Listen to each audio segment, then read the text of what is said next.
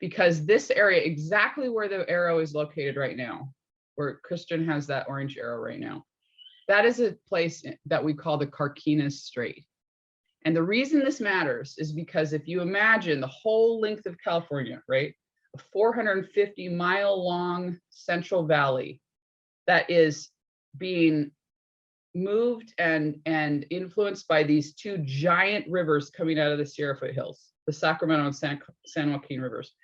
They come together in this singular low spot around the city of Lodi, and they intersect and form the California Delta complex.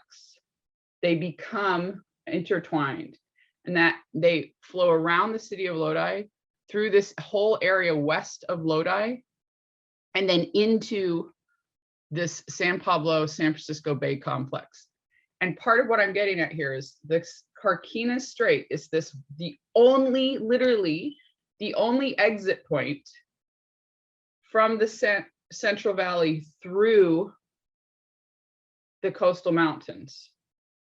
So imagine this for a second. You have two giant rivers coming out of an enormous wall of mountains, right?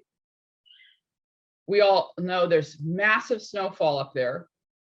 And now think about in the spring, all that snow melting and rushing straight downhill out of one of the biggest mountain ranges in North America, right? Rushing out of those mountains, intersecting now and pushing together around the city of Lodi and flooding into the only exit point out of the Central Valley through the coastal mountains, the Carquinez Strait.